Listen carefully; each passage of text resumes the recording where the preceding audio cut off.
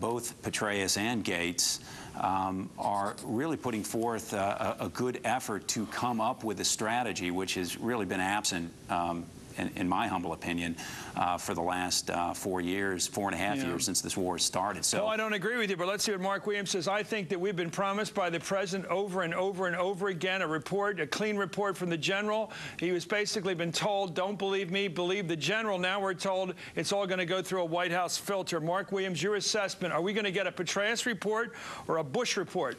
I hope what we get is the truth from General Petraeus about every step forward on the ground being made by the military since we started this, being ruined, and 2 steps backwards being taken on Capitol Hill by the Democrats playing politics with this and plucking the pennies off the eyelids of the newly dead. Where do we get off having an open hearing on military details of a war we happen to be involved in at the moment? You don't discuss those things in front of the terrorists. You let General Petraeus tell the appropriate committee chairman, if they need to be told what's going on the ground. They have the fight behind the scenes. They get all bloodied and battled in the back room, in the cloakroom, then come out kissy face with a united front. You don't sit the guy in front of the Congress, in front of a congressional panel, and look for congressional or campaign brownie points that you can use in the coming election. But he does need to tell us one thing very truthfully, and that is something the troops told me when I was over there, that they tell me when they come back now, and that I've heard from guys, even guys with stars on their neck, that every military advance we've made over there has been ruined one way or another by some fat-mouthed congressman, usually a Democrat, opening his mouth on Capitol Hill. How is that? How has the Democratic Party hurt the war effort?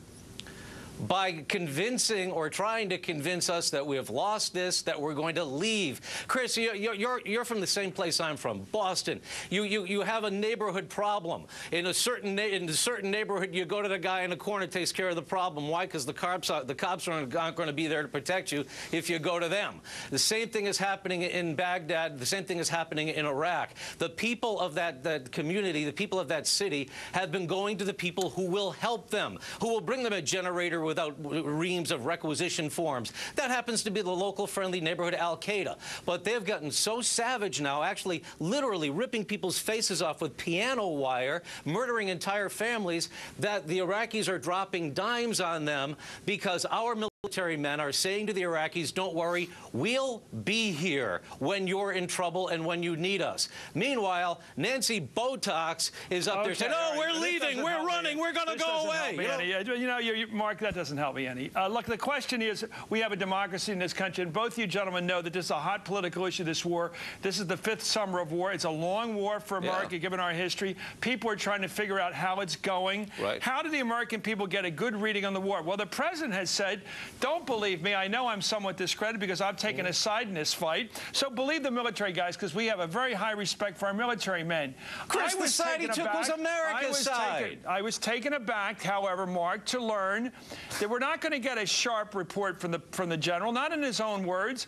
We are going to get it written by political people around the president. Why can't we get... This was the problem going into Iraq. We didn't get intelligence. We got intelligence after it was massaged a bit from Cheney and Scooter. I want to get it straight. What's wrong, Mark, with getting it straight from the top guy in the field? I'll tell you what's wrong. What General Petraeus and that report need to do is make us, in the eyes of our enemies, look like we're 10 feet tall and we're invincible. Well, that's just public relations, then. Exactly. That's how you fight. You fight wars partially. That's why do you think the Germans had Axis Sally? Why do you think the Japanese had Tokyo Rose? Why do you think that the insurgency has a Democrat Party? Why do you think we beat Tokyo Rose and the Nazis and the Wehrmacht and the SS? Because we had a democracy that really believed in the cause and weren't dictated to. And because we stood together. We should be dictated to by liars at the top. And I'm saying we got to get the basics. We don't need all the troop formations. You know that's not what we're talking about, Mark. That's a straw man. Nobody wants to know where's the I've had soldiers in the field tell me that they can't fire their weapon at the enemy unless they run it past a half a dozen Justice Department lawyers. I'm asking you, again, I'll go to Paul. Paul, do you count on General Petraeus to give us a straight report that will find its way through the White House PR people so we really know what the situation is? Yeah, look, I think that ultimately when Petraeus testifies openly before Congress, we're going to get as close to the straight scoop as we possibly can. But to assume that there is one single clear truth in Iraq is an oversimplification of an extremely complicated issue. And frankly, the politicking on both sides doesn't get us to that solution.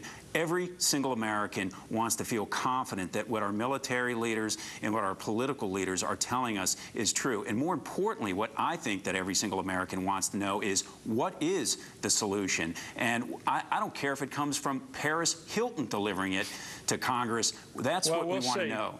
There is a changing truth, as we saw tonight. What Dick Cheney said back in the 90s and what he says today is a changing truth. Anyway, thank you, Paul Hackett. Thank you, Mark Williams. Thank you, Chris. An old friend of mine who is tough. By the way, I grew up in Philly. I did work for Tip O'Neill. You're right. I don't know Boston as well as I know Philly or San Diego. Anyway.